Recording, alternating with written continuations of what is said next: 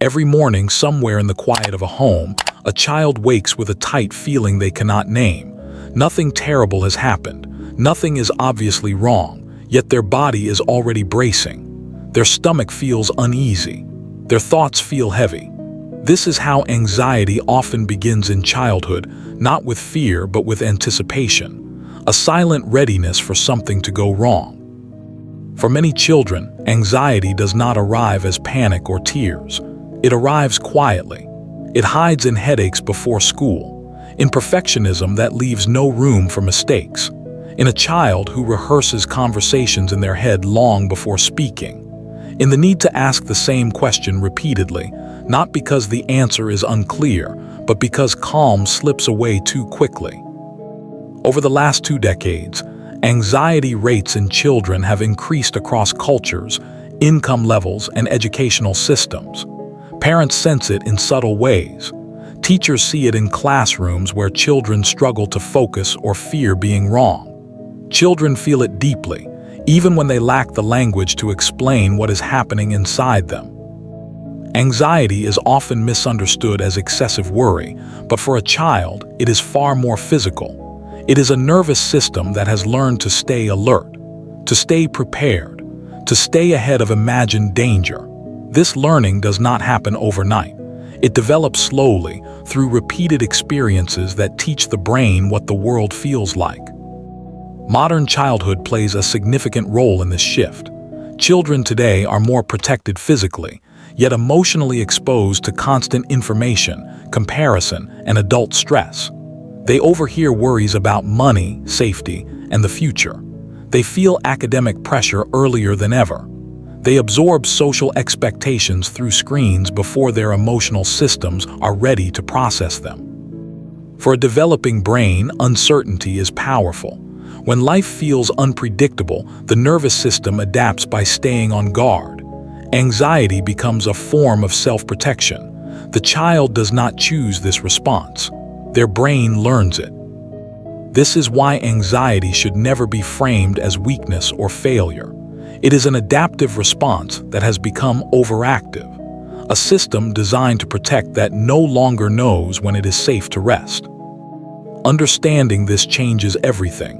When we stop asking why a child is anxious and start asking what their nervous system has learned, compassion replaces frustration. Anxiety becomes a signal, not a problem to eliminate. And in that understanding, the path toward healing begins. A child's brain is not simply a smaller version of an adult brain. It is a rapidly changing system, shaped continuously by experience. During childhood, the brain prioritizes learning about safety, relationships, and predictability. These early lessons form the foundation for emotional regulation later in life. At the center of anxiety lies the amygdala, the brain's alarm system. In children, this region develops early and is highly sensitive to emotional and social cues. It reacts quickly to perceived threats, whether those threats are real or imagined. Meanwhile, the prefrontal cortex, the part of the brain responsible for reasoning, impulse control, and calming emotional responses, develops much more slowly, often not reaching maturity until adulthood. This imbalance explains why children feel emotions so intensely. They experience fear, embarrassment, and worry long before they have the tools to manage them. When stress becomes frequent, the amygdala learns to remain activated. The brain becomes efficient at detecting danger, even in safe environments. Research in developmental psychology shows that chronic stress reshapes neural pathways. When a child repeatedly experiences pressure without adequate recovery, their brain adapts by staying alert. This is not dysfunction. It is learning. The brain is doing exactly what it was designed to do: protect. Modern environments often reinforce this pattern unintentionally. Busy schedules leave little time for rest. High academic expectations reward outcomes over effort. Even encouragement can feel like pressure when a child believes their worth depends on success. Consider a child who is praised primarily for achievement. Over time, their brain links approval with performance.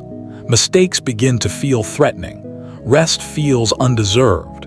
Anxiety becomes the driving force that keeps them moving forward, even when exhausted. Social stress also plays a role. Peer relationships activate powerful emotional responses.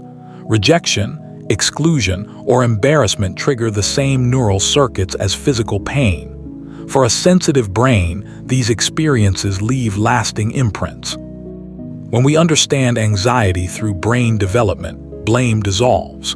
Children are not being dramatic. They are responding to the world as they have learned it. Healing begins when adults help retrain the nervous system through consistency, safety, and emotional support. A calm environment teaches the brain a new lesson, that it does not always need to be on guard. Children feel deeply. Their emotions are not diluted by logic or perspective. A small disappointment can feel overwhelming. A single critical comment can echo for days.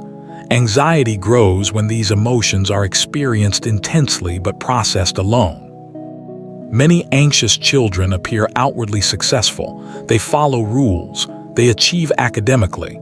They avoid conflict. Inside, however, they carry an invisible weight. They monitor themselves constantly. They worry about being a burden. They feel responsible for keeping everything together. This internal pressure often goes unnoticed because anxious children rarely disrupt others. Their distress is quiet, and because it is quiet, it is often misunderstood or missed entirely. Anxiety thrives in silence. Children quickly learn which emotions are acceptable and which feel inconvenient to adults. When fear is minimized or sadness rushed, children do not stop feeling. They stop sharing. The nervous system holds what the voice cannot express. Social dynamics intensify this experience. As children grow, peer approval becomes central to their sense of safety. Belonging feels essential. Rejection feels catastrophic. Even brief moments of exclusion can replay endlessly in an anxious mind. Technology amplifies these pressures. Constant exposure to curated images and idealized lives creates unrealistic standards. Children compare their inner struggles to others' highlight reels. Anxiety grows in comparison, where worth feels fragile and conditional. Yet anxiety is not meaningless. It is communication. It signals that a child is trying to manage more than they can handle alone. It often reflects sensitivity, empathy, and deep awareness, qualities that are valuable when supported properly. When adults slow down and listen without judgment, children often reveal fears that are not dramatic but deeply human. Fear of disappointing others, fear of falling behind, fear of not being enough. These fears shape behavior quietly, beneath the surface. Emotional safety is the antidote. When children feel seen and understood, their nervous system relaxes. When feelings are named and validated, the brain integrates emotion rather than storing it as tension. Anxiety softens when a child no longer has to carry everything alone. Helping anxious children does not require removing all stress from their lives. Growth requires challenge. What children need is balance, stress paired with safety, effort paired with rest. One of the most powerful regulators of a child's nervous system is the emotional state of the adults around them. Children unconsciously mirror tone, pace, and presence. Calm is contagious. So is urgency. When adults move slowly, speak gently, and respond predictably, children absorb those rhythms. Structure plays a critical role. Predictable routines reduce uncertainty and signal safety. When children know what to expect, their brains do not need to remain on high alert. This frees mental energy for learning, creativity, and connection. Emotional coaching is equally important. When adults help children name feelings without trying to fix them immediately, the brain learns that emotions are manageable. This strengthens self-regulation over time. Rest is not optional. Unstructured play, boredom, and downtime allow the nervous system to reset. Through play, children process stress and regain a sense of control. Anxiety decreases when the body remembers how to relax. Boundaries also protect mental health. Limiting overstimulation, especially from constant digital input, gives the brain space to recover. Presence matters more than productivity. Perhaps most importantly, children need unconditional acceptance.